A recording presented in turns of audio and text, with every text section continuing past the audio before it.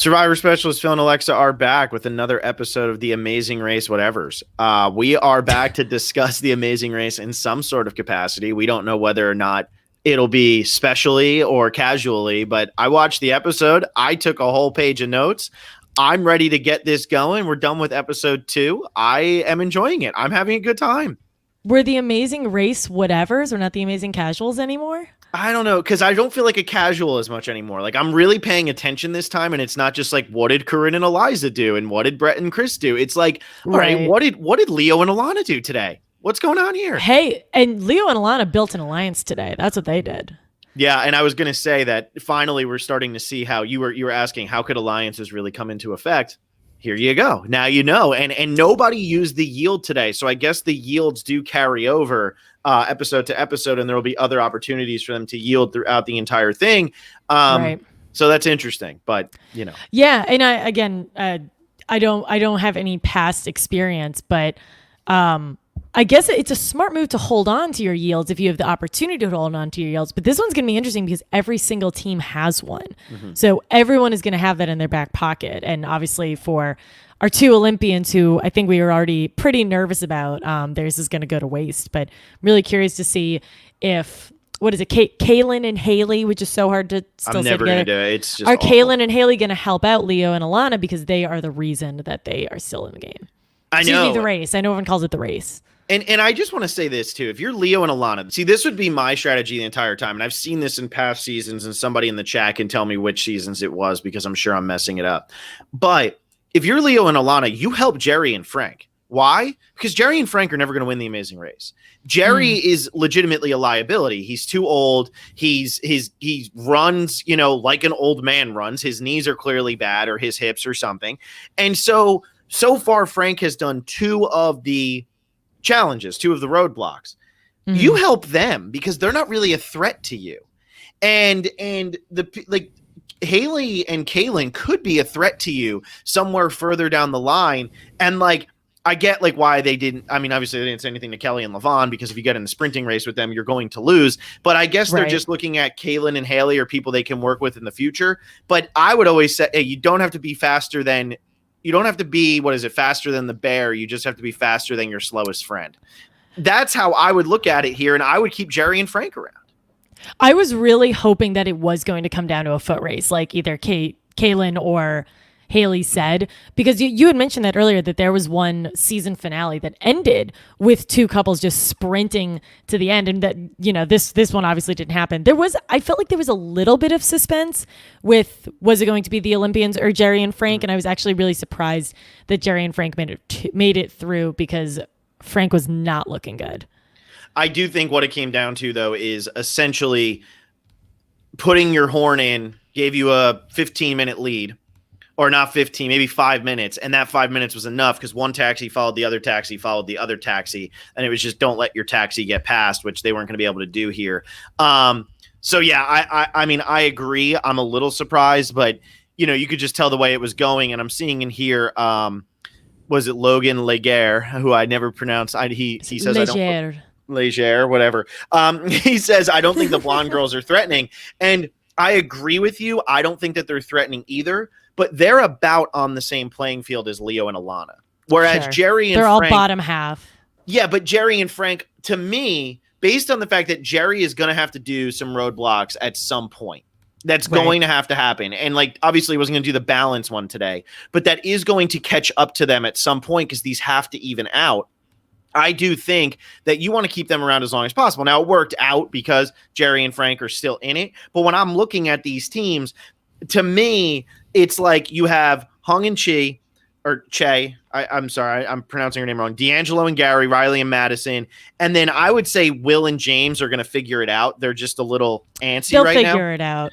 And then I think the next group is Iswar and Aparna, Michelle and Victoria, Leah and Alana, Kaylin and Haley, and then Jerry and Frank are below that. So my whole thing would be keep the people around who you're going to be able to beat. But at the end of the day, it didn't really matter because Kelly and Levon go home, which is ultimately good, I think, for everybody. Because even though Kelly and Levon had a really rough time out there, they finished 9th place last week, and here they end up finishing last place. You don't want to let those types of teams hang around because they, at some point, we saw what D'Angelo and Gary did. They went from 10th place to 2nd place this time, a huge 8-point jump, and very easily could have won this leg. Yeah, absolutely. And I think Hung and Che, it's so, I know we said last week, like we weren't sure if they were going to be able to sustain being this dominant, but I think that they are the perfect combination of athletic, smart, and strategic. And they're also, you Amazing Race fans out there, you guys tell me if this is real, but I wrote down a note that said they're getting the quote unquote pointless confessionals, which is the Michelle Fitzgerald approach. I don't know if they do this in Amazing Race, but Hung and Che, there was one confessional where she was like, I'm short and that's a problem for me, and here's how I use that to my advantage. And I was like, why did I learn that? Why did they tell us that? So that makes me think that they're going to go really far, and I also think their performance is just really clearly suited for this game. Yeah, and it is Chi. I know we keep saying Che or it's Chi. Okay. It is Chi.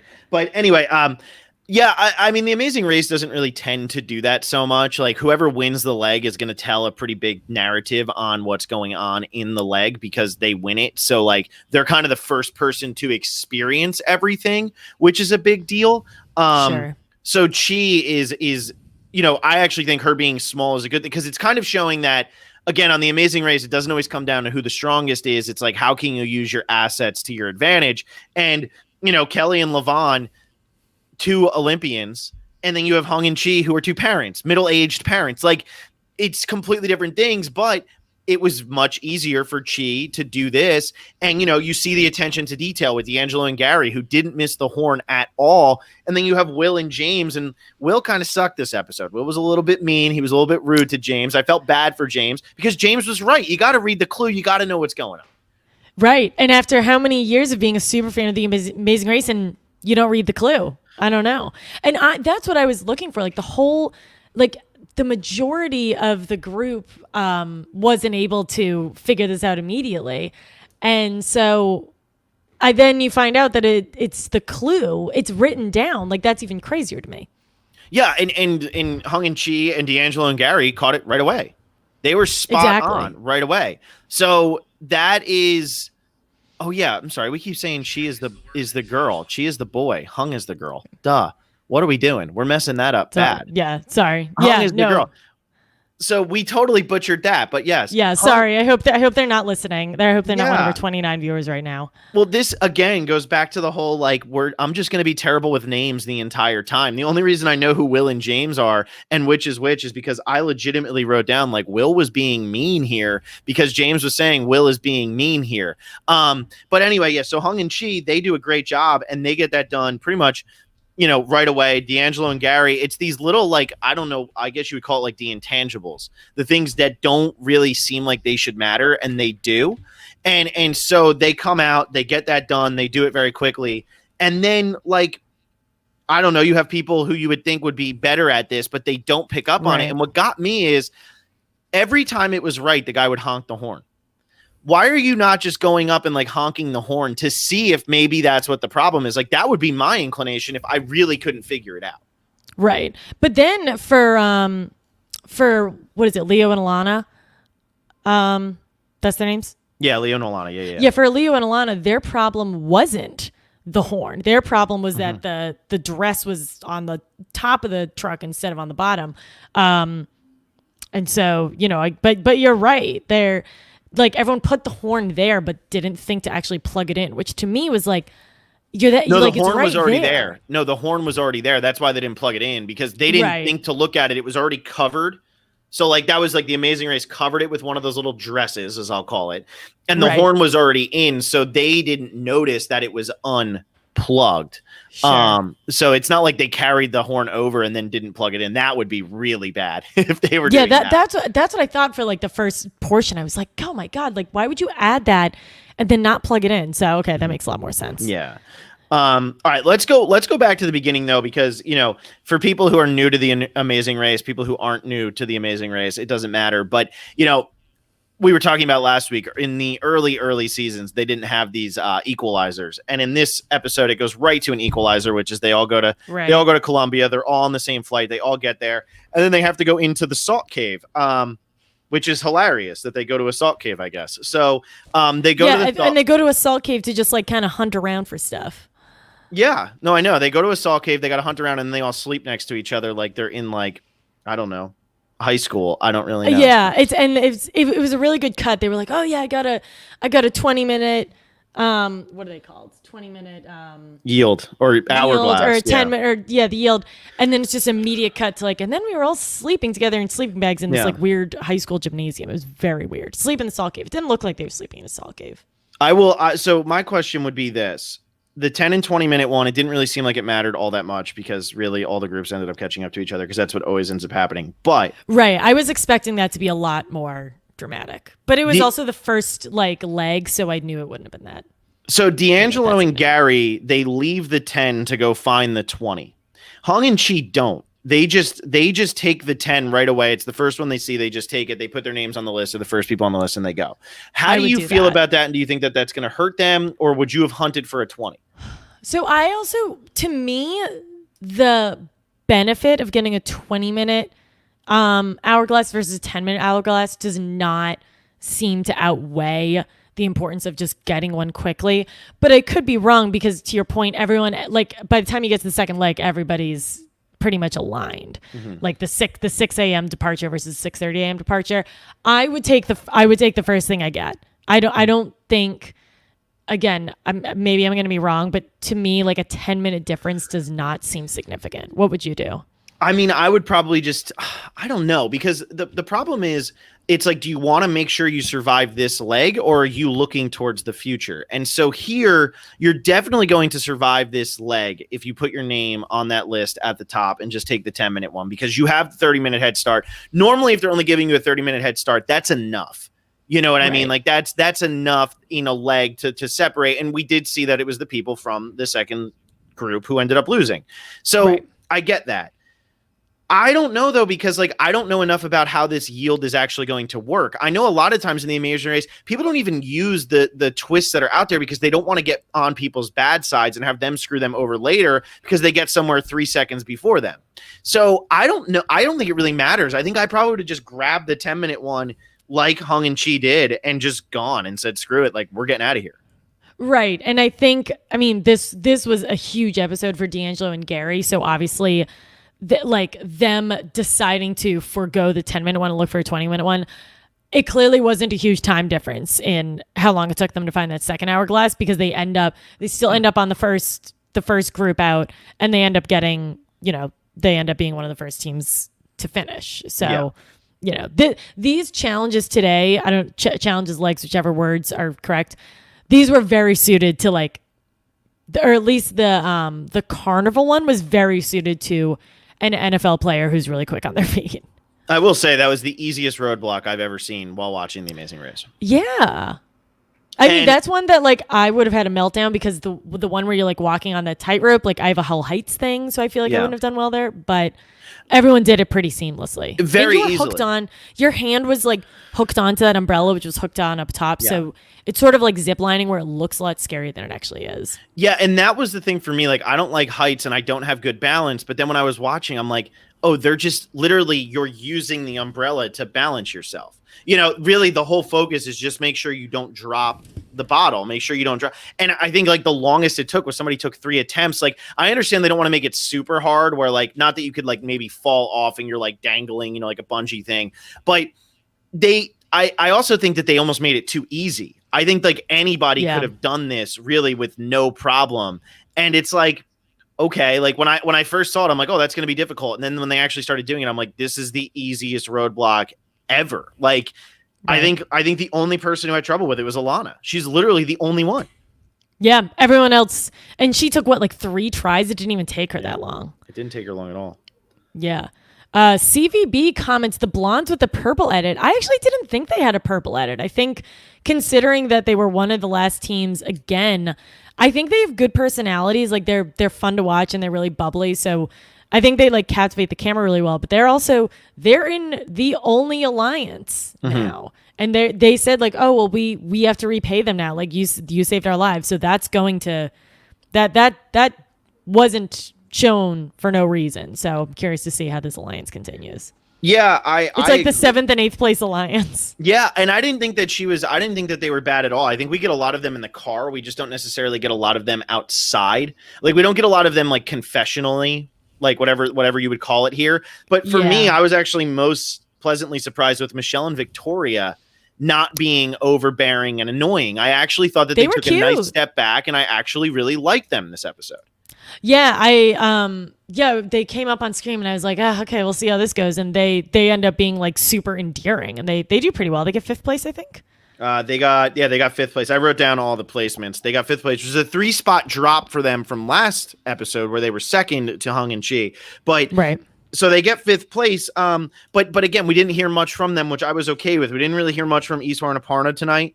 And we didn't really hear much from Jerry and Frank, which is also why I kind of thought they might go home, because we didn't really get I forgot much from them. Did they get a confessional? Maybe one, if that. Maybe one. Like, and there's something about them that like I really like. Like I do like how they're kind of like this, like the father son who don't really seem like they have a chance in hell out there, but they're gonna run this thing as hard as they can. They're like overly polite to everybody out there. Like Jerry just wants to shake everybody's hand.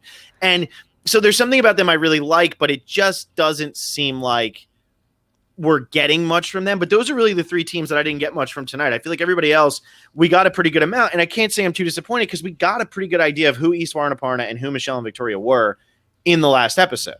Right. And I think in general, this episode was a funny episode. And I'm sure this happens in Amazing Race all the time. But just seeing the confessionals or seeing these people freak out while having like clown paint all over their face, just like everyone's freaking out and they're so mad, and Will and James are like crying because they didn't read the clue and they've got makeup all over their face. So it was already just like a funny scene in general. Well, yeah, I was gonna say I don't know which one it was, Kelly or Levon, because again, I cannot just the same sex. You don't have to worry about that anymore. I'm gonna be honest. Gender teams that are not dating are very hard to distinguish. The only ones I know, honestly, right now are D'Angelo and Gary, Jerry and Frank, and Frank is the dad. Frank. Correct. Oh, Frank is the dad? I keep thinking Jerry's the dad. No, that was me kind of asking. I don't know. So maybe we don't. Well, maybe someone tell us who's the dad. Jerry's the dad the entire time. So there you go. Frank sounds like a dad name. So that's why I was doing that.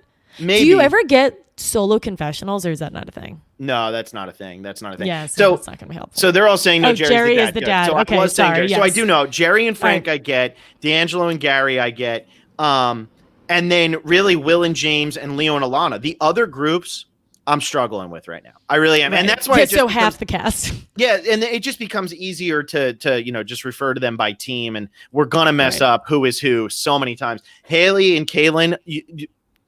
I have literally no idea. Kaylin and Haley. Yeah. I'm going to just mess up how they even say their names. Just call them Kaylee and move on. I mean, at this point, because it's just crazy. But yeah, so I would say right now, like Hung and Chi, D'Angelo and Gary, Will and James, those are kind of our big characters right now on this season. I would say those are the 3 teams to me that I feel like we're supposed to root for. And maybe it's just that they have better personalities. Maybe it's just that Hung and Chi won 2 legs in a row. D'Angelo and Gary went from pretty much worst to first. And that Will and James are just a really fun duo. But that's who I feel like we're watching right now. I think so too. And the 2 volleyball players, again, did pretty well, but were pretty darn quiet. They have like good personalities and they're really infectious, but this episode, maybe they just didn't do anything particularly noteworthy. Yeah, and the one thing I will say is I loved when they went with the gold thing. First of all, like this is just such like a little pit stop thing where it's like, oh, we're gonna go, you either get the gold or the emerald, and then you have to run back. Like it's such like a little just like minor thing. But I did love when Riley and Madison went in and the guy with the white beard said this was a fake, and they were like, you've got to be kidding me. And then he was like, he gave him the clue anyway. That's a great little fake out, because in the Amazing Race, you don't know when those types of things are going to be like, this isn't a real gold one, go back and get something else. And then you might be like, shit, we should have taken the emerald. I didn't realize that the emerald was actually the way to go. So I thought that was just a funny little fake out, even though they ended up. I mean, I guess if you're like one of those human preps on the Amazing Race, this is literally your 5 minutes of fame. So you gotta enjoy it while you can. Milk it, and they definitely told him to do that. I mean, and then you had soccer player guy doing backflips with the ball between his knees, and D'Angelo has to one up him. Yeah, D'Angelo's like, hey, I got that. Mm-hmm. I loved that because I noticed this in last week too, when they were doing the goat racing. There's always going to be, like, I assume for the rest of the season, there's always just going to be a person at the end with Phil to just like be the culture guy, but not actually do anything. Yeah. No, that's, Awesome. I mean, that's what they always have, somebody who like kind of welcomes them to the country. You know, like they'll always be like, welcome to Cambodia or Colombia, not Cambodia, welcome to Colombia. And that's kind of how it is. Wrong reality TV season. show, Phil. But Andy Vogel brings up a good point here. He says the difference between The Amazing Race and Survivor is that sometimes the more quietly edited teams still win. And that's again, because the characters aren't important on The Amazing Race. That's just my opinion. And maybe other people will disagree with that. But I really don't feel like the Amazing Race characters are important. Again, I got to watch like the last 10 minutes of Big Brother tonight because it was on before this, and you need good characters there, and you need good characters in Survivor. But here it really is about where are you going. Like, I'm excited to watch them go to the Amazon next week. I don't really care who's going. I'm just excited to see what kind of little challenges they're going to do, where the race is going to take them, and how they're going to make it fun. Yeah, I guess I think you're right. I think with, like, especially with that Carnival Roadblock, like, any person is going to look ridiculous doing that, or any person is going to have a funny comment there.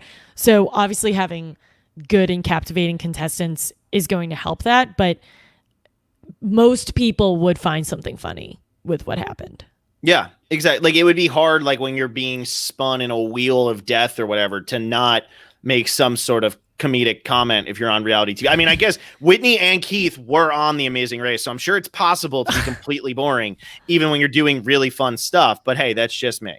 Maybe we should rewatch their season if Survivor continues to get canceled. I know. Oh my gosh. I don't know if I could. It makes me mad that they got to be on reality TV after that because they were so boring. Like, someone watched them and they were like, do you know what we should do? Put them on another reality TV show. It's amazing what happens when you're really good looking. When you're really incredibly tall. hot. Yeah, it really helps that when you're both really hot. It's so crazy. All right. I mean, I don't know if there's anything else like we really need to talk about, like game wise. I'd kind of like rather just talk about the couples here and see how you think this is going to go the rest of the time. I'd rather. I think that sounds good. I feel like you can't milk like an hour of strategy out the way that you can with Survivor. Yeah. So here we go. We're down to 9 teams. I'm going to read them off in order, and I kind of want to see how you're feeling about either where they're going to go. We did this last week too, and I feel like this is kind of the way we have to do this. How you think they're going to do coming up based on the preview? I don't know. Did you watch the preview? I missed the preview. I did not watch the preview. In the preview, it looks like Jerry and Frank are screwed. That's all I will say, because they're on a boat and Jerry is screaming a curse word and it's blurred out. And normally when you're on a boat screaming and cursing, it's because you're racing to the end and know you need to get somewhere really quickly and things are going bad. Maybe that's too broad for me, but like, I don't feel like they would be that mad if they weren't on that. So anyway. Sure. Hung and Chi, back-to-back first place. They're going to Switzerland now. That's where they're going on vacation after this is all over. I sure hope they cash in on that before coronavirus hit, because otherwise it might be a while before they can cash in. Oh, yeah. I'm really curious if that happened. Hopefully they did. Hopefully. So what are you thinking about Hung and Chi? I personally, I'll just say this. I'm impressed they finished first twice in a row. It's really hard to do in this show. Yeah, I don't have a precedent to follow, but they, like I said earlier, they just seem to be generally good at everything rather than being incredible at one thing. And they're just really calm and they're really collected and they're really cool. So I don't expect them to do worse than third place next week, because everybody else in second and third place, other than Riley and Madison, everyone else totally waffled from last week. So I think Hung and Chi are in a great position. And I will say, too, I thought it was interesting, and I know you didn't finish the last season, but in season 31, Colin and Christy win. And so Colin and Christy win because Christy essentially brought Colin through anger management to calm him down, and like the two of them work together as a couple who have been through so much crap together, and they know how to handle it. What was interesting is on tonight's episode, when they were talking about the yield, they showed the clip from when Colin and Christy got yielded by another team, and Colin literally lost his effing mind, which was something he did often on that season. So what I thought was interesting is that they showed that while a calm and collected couple who is literally playing the season after we watched Colin and Christy win is kind of dominating the early portion of this game. I don't know if that's just me overlooking the foreshadowing, if it's just because people will remember Colin and Christy because they're on the last season and that was a popular moment. But I thought that was an interesting little dynamic, especially since Hung and Chi go on to win. Yeah, I think that's a little wink there from the producers. Maybe. I don't think that they're still going to end up winning the game. I do think eventually they'll fall short in one season or in one episode. But I do agree. I think there's a lot of chaotic energy out there, And chaotic energy normally fails more often than not in the Amazing Race. Hung and Chi don't have any chaotic energy, and I think that that's really going to work for them. Exactly. Second place was D'Angelo and Gary. 8-point gain. They were one of only 2 teams to actually gain position from where they finished last week. They go from 10th to 2nd. What do you think about D'Angelo and Gary? So I think they have chaotic energy, but they know how to channel it and they know how to have fun with it, because they were like seconds from getting eliminated last week and obviously really bounced back well and were never like losing their minds at each other. They were just like Gary was just like, this completely sucks for me. Like there was no yelling at each other. So I don't think they'll get second place again. I think they're going to be that team that continues to do this. But I don't see them going home next week. I think they have some good momentum right now. Yeah, and I do think the one good thing for D'Angelo and Gary is that they screwed up the first time. That they read the clue wrong, essentially, and they gave the roadblock to the wrong person. The fact that Gary did that first roadblock, and they were like, all right, we got to take this more seriously. Because Gary can't be doing a balance thing either. And Gary can't be doing something with rhythm. Because those are D'Angelo's things. Like, Gary's got to be doing puzzles or, like, random memory games that they're going to do at some point. Or, like, dress up and, like, I don't know, play Simon Says with people in the Amazon. Like, I have no idea what's going to be coming up. But that's what Gary needs to be doing. And I think they learned that right away, because as soon as they saw, like, all right, you know, it's a carnival, that's probably going to be something crazy. It's got to be you, D'Angelo. And D'Angelo goes up there and he kills it. I mean, because people forget that, like, running backs, NFL running backs are some of the biggest freak athletes in the world. Like, there are great athletes in every sport, but NFL running backs are literally like carrying, 350-pound linemen when they're running a football, like, and they only weigh like 210, 220. So they're incredibly strong. They're incredibly nimble because they have to be. And so, like, any of these types of like dancing, balance, something like that, D'Angelo, he's the one. And Gary can't be doing that because Gary's got no rhythm and Gary's got no balance because he's a freaking tight end. Yeah. Third place, Riley and Madison, same positioning as last week. I think they're going to stay in the top half. Mm-hmm. I think they're similar to Gary and D'Angelo in that I don't see them having like a meltdown at each other because they've been teammates before. They've like interacting with the team and one of them carrying more weight than the other is not new to them. So I think they'll continue to float around there. I don't see them going home anytime soon.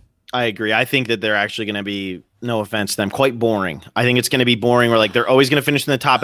I'm not saying their personalities. I just feel like they're always going to finish in the top half. Yeah. And they're it's never going to be like, oh man, like I'm so excited that Riley and Madison are still like, there's not going to be much drama surrounding them, which is going to make them a little boring. Right. And they're cute and funny, but this week they were really quiet. So I don't really have a ton to base that off of. Agreed. Eastwar and Aparna they finished fourth. They're the only team other than D'Angelo and Gary to move up. They moved up 3 spots from where they were last week, but we didn't hear much from them tonight. What do you think about them moving forward? I think that I'm like reading into edits, which I know is such a Survivor thing. I don't think they'll go home next week, but I definitely don't think they're going to win. I don't think they'll end up winning. I agree with that. I could see them going like 6th, 7th, somewhere in there. Like they just, I mean, they're really smart. We know that about them, but like with how little we heard from them tonight, I feel like if I don't know, I just feel like it's not that difficult to make them likable because they were likable in episode 1.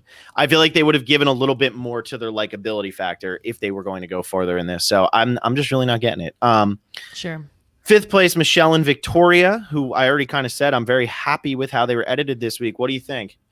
I'm thinking probably pretty similar to Eastwar and Aparna. I don't think they have this in the bag. I don't think they're going to win, but they really, they've hung in there. They obviously did really well the first week and they did pretty well the second week too. I think they are going to be our entertainment factor. I think as long as they're in the game, we're going to be really entertained. I don't think they're going to win.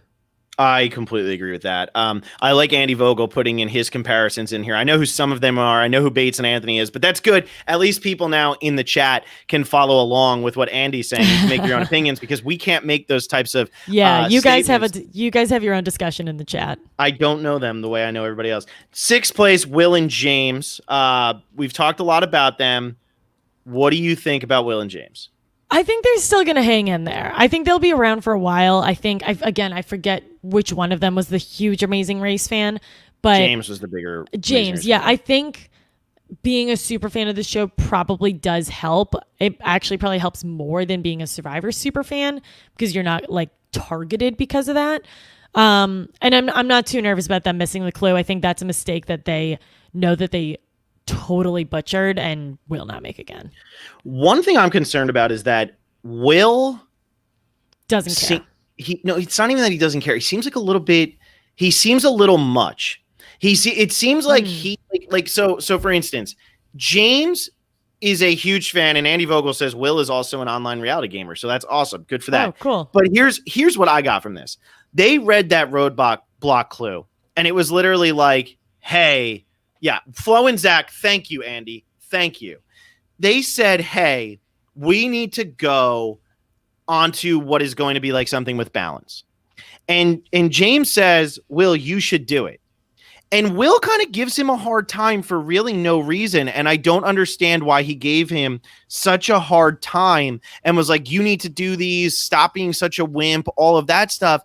And it's like, but it is definitely geared towards you here. Like, I understand you can't do all of them and you do want to keep it even, but this is blatantly meant for you to do and not James to do. And I just hope he doesn't keep pushing that because that's really going to build up pressure on James, which when he ultimately does go is going to make it more difficult for him, I think.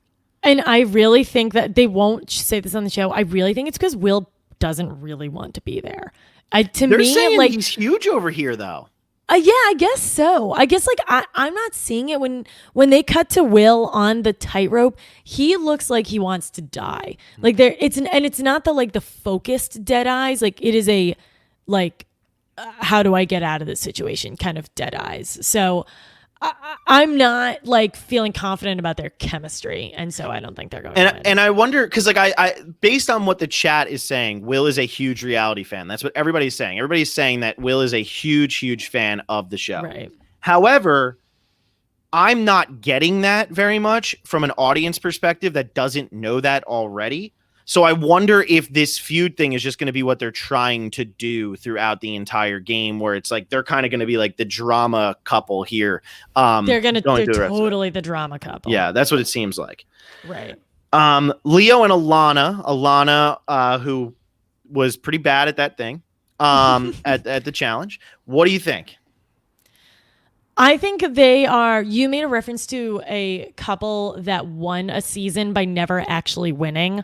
Josh and I Brad, think it could be them. Mm-hmm. I think they're going to consistently float around middle to bottom half, but make it very far. Yeah, I feel the same way. And then, I mean, because Kaylin and Haley come in after them, I kind of feel the same way about them. Like, I feel like both of those duos are not going to do very, very well ever in terms of like final placement, but they're going to do good enough, which is going to be really, really good. So yeah, I mean, I think that'll work for sure with I think both of them are just going to constantly finish like, just enough to get by. One of them will probably drop off at some point. I'm not sure which one will drop first, but I don't feel like they're ever going to do much damage to be like at the top. Mm-hmm. Yeah, I think so too. I think Kaylin and Haley to go to the, your bottom two, I think they're in a ton of trouble. I don't think they are going to make it long enough to be able to repay Leo and Alana. I could see that for sure. And then Jerry and Frank, who come in 9th place and are going to be the last team starting next time, which, really won't make much of a difference. I just think they're in trouble. I just think they're in so much trouble because, being an older person in a show that involves a lot of running. I mean, watching Brett and Chris do it, Brett couldn't run. Brett finished with last place every time they had to run for anything. That's a problem in the show. Yeah, I didn't realize that like being able to run with a huge backpack was going to be a gigantic part of the game. It's a huge part of the game, and I think Jerry's going to struggle with it. I mean, look, I'm pulling for them. I like them. I hope they do well, but I just don't see it. It seems like the other teams are stronger than them. What'll be interesting is like if we get some non-elimination legs. I don't know when they're coming, but Jerry and Frank could really benefit from non-elimination legs because they're they're going to finish near the bottom pretty much every time, and maybe they just get lucky that one time where it's like, oh, thank God it's a non-elimination leg. We'll just have to do something extra next time, and they'll probably still go home that next time, but you never know. It just takes one wrong thing, one challenge that you're not expecting, one cab that goes the wrong direction, and everything changes. Yeah. Yeah, and I think Jerry and Frank, I didn't watch that preview, but I think that just only makes it more obvious that they're going this week or the week after. Yeah. And so let's talk about wanting to win the game. Logan, who is last name I never say. I heard Hung and Chi have one backpack with one toothbrush and no deodorant. That's packing light. So I mean let's keep a note on that. Like let's see if they actually have one backpack.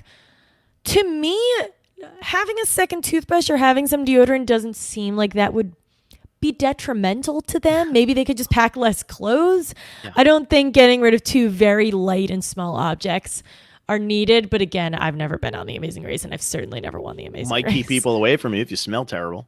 Good point. Good point, right?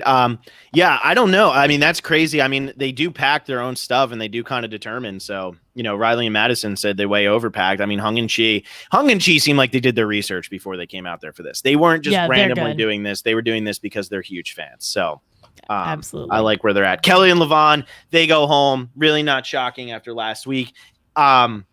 You know, sometimes it just doesn't work out. And I think the pressure got to them more than it got to D'Angelo and Gary. So that's what I got for that. I don't really have much else to say on this episode. Do you?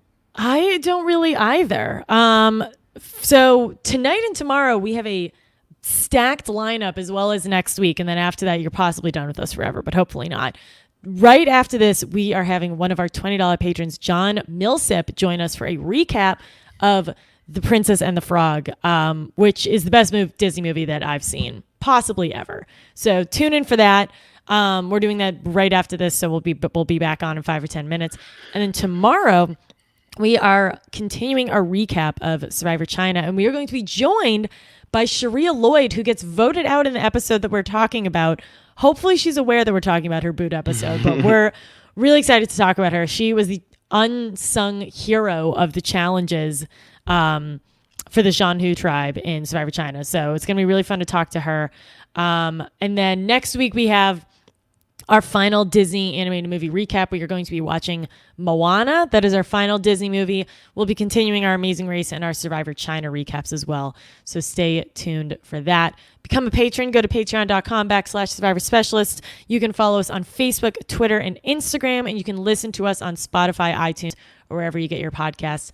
Give us 5 stars. We weirdly have some negative reviews on iTunes, which is very disheartening. So give us some better reviews. Phil, did I miss anything? I don't think so. Become a patron. We are finishing up our Survivor Best daily content. Yeah, daily content, which is coming to a quick end. We are finishing up our best Survivor episode bracket. So you'll get that. That actually is going to end on Saturday. So we just recorded the last episode of that. That's a lot of fun. So if you're not a patron, become a patron. And otherwise, we will see you in a few minutes. See ya.